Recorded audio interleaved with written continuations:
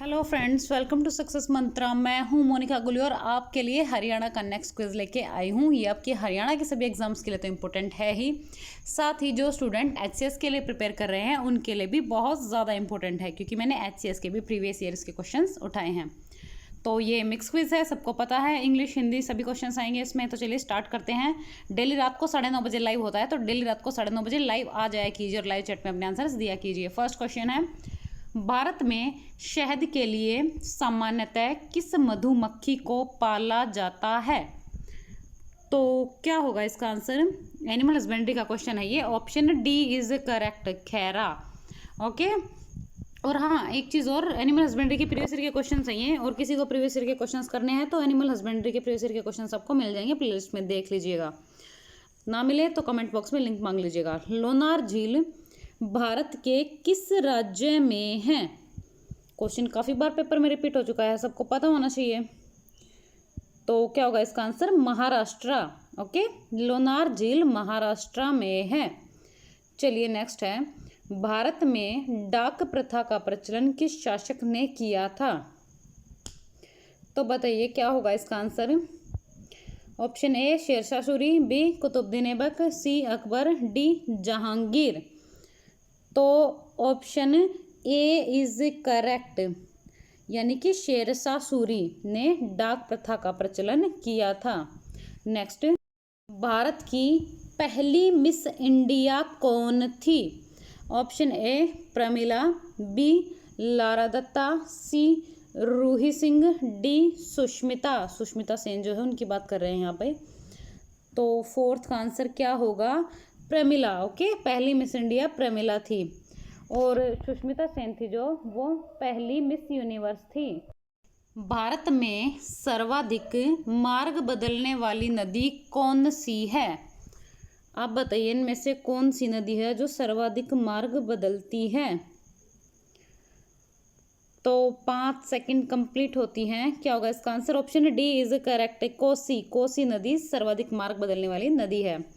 Next है, आर्यभट्ट और वराह मिहिर के सुविख्यात नाम किसके युग के साथ संबंधित है? अब जितने भी ये कवि वगैरह है ना, फेमस हैं, कवि हैं, लेखक है या कोई और फेमस है जिसकी बुक्स वगैरह जिसने लिखी हैं, अच्छी चिकित्सक हैं, वो किस शासक से संबंधित है सबका पता होना चाहिए।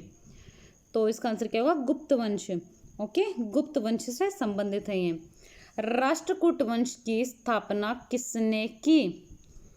ऑप्शन ए इंद्र द्वितीय, बी दंतिदुर्ग, सी कृष्ण प्रथम, डी शिमुक।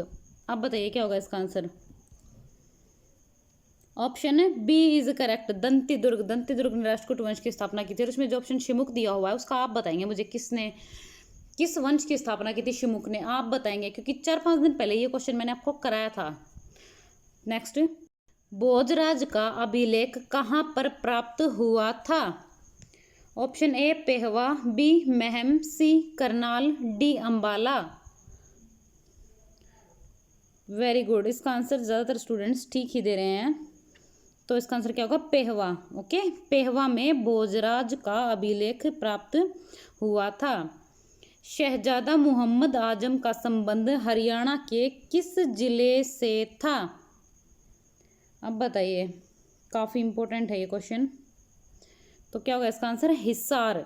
शहजादा मोहम्मद आजम का संबंध हरियाणा के किस जिले से था? हिसार से था। ये क्वेश्चन भी पेपर में काफ़ी बार रिपीट हो चुका है, सबको पता ही होना चाहिए। राजघाट गुरुद्वारा हरियाणा के किस जिले में स्थित है? तो क्या होगा इसका answer? Option B is correct, Kurukshetra. Okay, Kurukshetra में स्थित है। चलिए नेक्स्ट है, हरियाणा का एक नाम हरियाला किस पुराण में है? अब बताइए हरियाला नाम किस पुराण में है इनमें से? तो ऑप्शन ए इज करेक्ट, यानी कि स्कंद पुराण। नेक्स्ट, प्रथम महिला लोकसभा अध्यक्ष कौन है? अब बताइए इनमें से प्रथम महिला लोकसभा अध्यक्ष कौन थी? Option A Shrimati Sucheta Kripalani, B Rajkumari Amrit Kaur, C Meira Kumar, D Vimla Devi. दीजिए आंसर।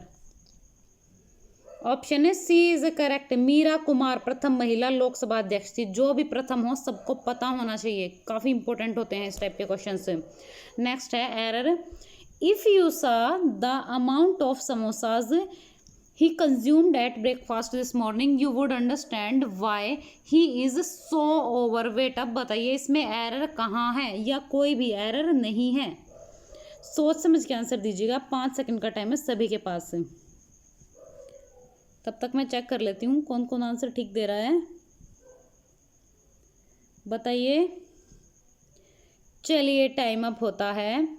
आंसर क्या होगा? बी में एरर है। अब देखिए बी में क्या एरर है, इसमें अमाउंट ऑफ समोसाज लिखा हुआ है। अब आप एक बात बताइए, जब भी आप समोसे खरीदते हो या खाते हो तो अमाउंट थोड़ा ही बोलते हो। अमाउंट किसको बोलते हैं? जिस चीज़ को हम गिन नहीं सकते, जैसे कि अमाउंट ऑफ वाटर वगैरह, ये सब चीज़ों को अब हम बोलते हैं अमाउंट।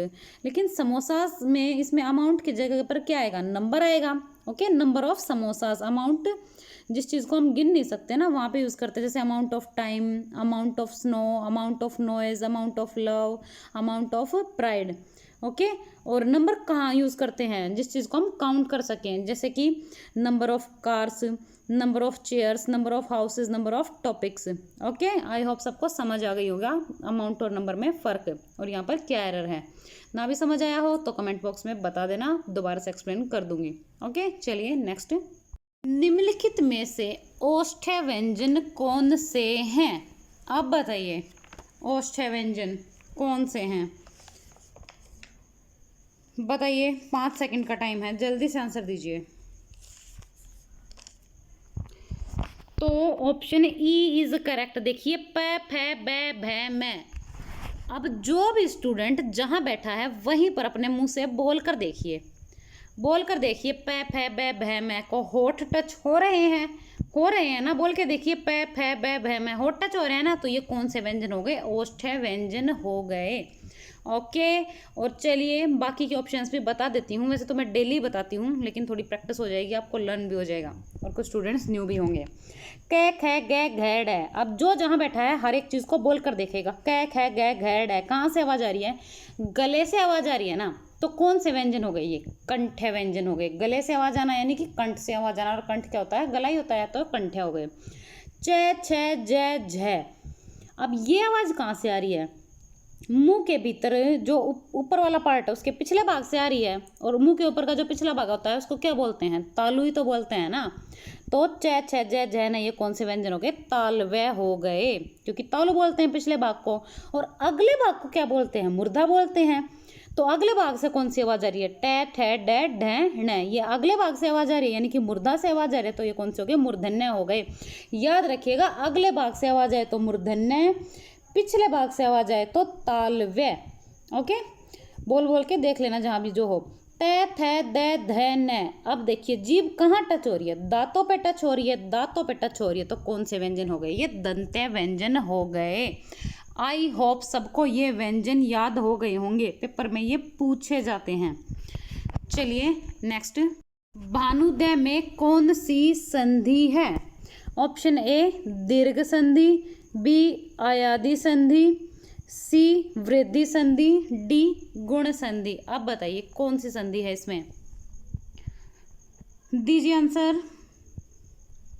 तो क्या होगा इसका answer? Option A is correct, दीर्घ संधि। अब देखिए दीर्घ मतलब बड़ा, और मैं आपको डेली ही बता देती हूँ, जब भी बड़े आ का डंडा, बड़ी ई की मात्रा या बड़े उ की मात्रा आ जाए तो वहाँ हमेशा दीर्घ संधि होती है।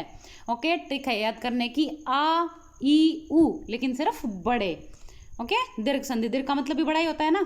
नेक्स्ट, दोपहर में कौन सा समास है?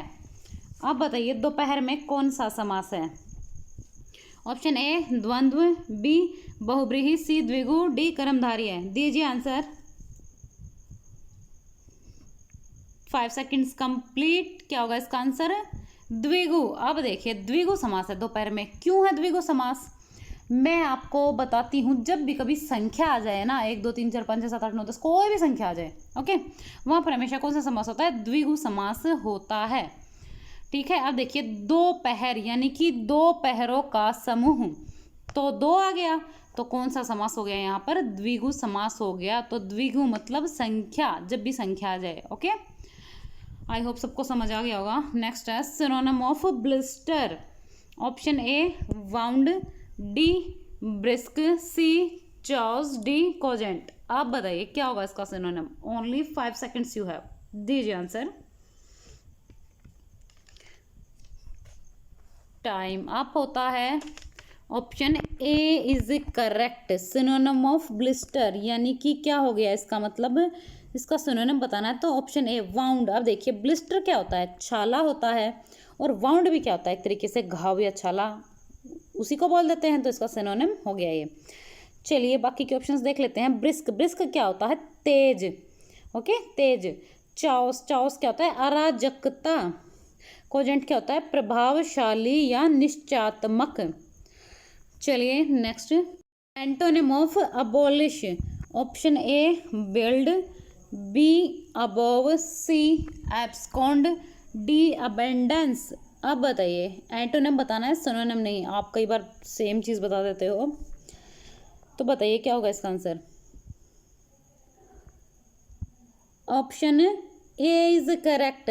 अब देखिए अबोलिश क्या होता है? समाप्त करना होता है, इसका उल्टा बताना है ना, तो क्या हो गया? बिल्ड यानी कि निर्माण करना। समाप्त करना का उल्टा क्या हो गया? निर्माण करना, तो इसका एंटोनिम हो गया। चलिए बाकी के ऑप्शंस देख लेते हैं। अबोव, अबोव क्या होता है? ऊपर। एब्सकॉन्ड, एब्सकॉन्ड होता है फरार होना। अबेंडेंस, अबेंडेंस क्या होता है? प्रचुरता, किसी भी चीज़ की मतलब बहुत सारी, अत्यधिक जो चीज़ हो उसको प्रचुरता बोलते हैं, कहते हैं ना प्रचुर मात्रा में उपलब्ध है। चलिए next, idiom, a bad hair day.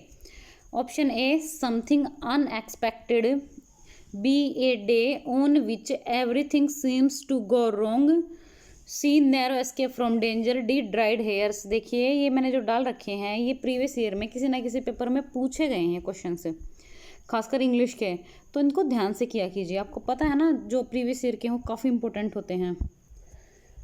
तो क्या होगा इसका answer? Option B is correct. A day on which everything seems to go wrong यानी कि कोई दिन जिस दिन सब कुछ गलत गलत सा होता है। देखिए ओके, तो इसका इडियम हो गया। चलिए बाकी के ऑप्शंस देख लेते हैं। समथिंग अनएक्सपेक्टेड यानी कि कुछ जो एक्सपेक्ट ना किया गया हो। नैरो एस्केप फ्रॉम डेंजर, एक तरीके से बाल बाल बचना जिसको कहते हैं, इसका मतलब वो है ड्राइड हेयर, सूखे हुए, इसका तो कोई खास मतलब नहीं है। One word substitution, a place where animals are slaughtered for consumption as food. Option A abbot, B abdicate, C abolish, D abattoir. अब बताइए 20th का आंसर क्या होगा? 5 सेकेंड्स कंप्लीट, टाइम अप होता है। तो क्या होगा इसका answer? Option D is correct, abattoir. अब देखिए, ए प्लेस वेयर एनिमल्स, एक ऐसी जगह जहाँ पर पशु are slaughtered for consumption and food, काटे जाते हैं, रखे जाते हैं कंजप्शन करने के लिए, फूड की तरह, खाने के लिए एक तरीके से। तो आप समझ गए होंगे, कसाई खाना बोलते हैं उसे, अबटोयर। चलिए बाकी के ऑप्शंस देख लेते हैं। अबॉट, अबॉट क्या होता है? मठ। एब्डिकेशन क्या होता है? एब्डिकेट क्या होता है? एब्डिकेट होता है त्यागना, और अबोलिश क्या होता है? समाप्त। ओके नेक्स्ट, वो क्वेश्चन है जो मैंने कल आपसे पूछा था जिसका आंसर आपको नीचे कमेंट बॉक्स में देना था। Antonym of eminent. अब एमिनेंट का मतलब क्या होता है? प्रसिद्ध, तो इसका उल्टा क्या हो जाएगा? जिसको कोई ना जानता हो, एक फेमस पर्सन और एक किसी को कोई नहीं जानता इतना ज़्यादा, तो इसका एंटोनिम क्या हो गया? अननोन यानी कि अनजान। बाकी की वो कैप्स एक्सप्लेन है, हिंदी में अच्छे से लिखी हुई हैं सारे के सारे ऑप्शंस। जिसको देखने हैं वीडियो को पॉज कीजिए और अच्छे से देखिए। नेक्स्ट, आज का प्रश्न है जो आपके लिए है, इसका आंसर आपको नीचे कमेंट बॉक्स में देना है। Antonym of extra. Option A extreme, B strange, C essential, D usual. अब नीचे कमेंट बॉक्स में इसका आंसर देके जाएंगे सभी स्टूडेंट्स। अब चलिए जल्दी से सभी स्टूडेंट्स वीडियो को लाइक कर दीजिए, सभी स्टूडेंट्स वीडियो को लाइक कर दीजिए। और डेली रात को 9:30 बजे क्विज लाइव होता है, तो डेली रात को 9:30 बजे सभी स्टूडेंट्स लाइव आ जाया कीजिए, लाइव चैट में अपने आंसर्स दिया कीजिए। ओके, तो डेली ये क्विज अटेंड कीजिए। और जिसने चैनल को सब्सक्राइब नहीं किया है सब्सक्राइब कर लीजिए, और नोटिफिकेशन के लिए बेल आइकन दबाना मत भूलिएगा। और कुछ स्टूडेंट्स के पास नोटिफिकेशन नहीं जा रही है वीडियो की, अगर नहीं भी जा रही है ना, तो डेली रात को 9:30 बजे आप लाइव आ जाया कीजिए। रात को 9:30 बजे क्विज लाइव होता है। ओके, और हाँ, अच्छे अच्छे से कमेंट्स करके जाइएगा। कोई सुझाव हो तो वो भी आप कमेंट्स में बता सकते हैं। वीडियो कैसे लगी आपको? Thank you, bye bye, like share and subscribe. Thank you.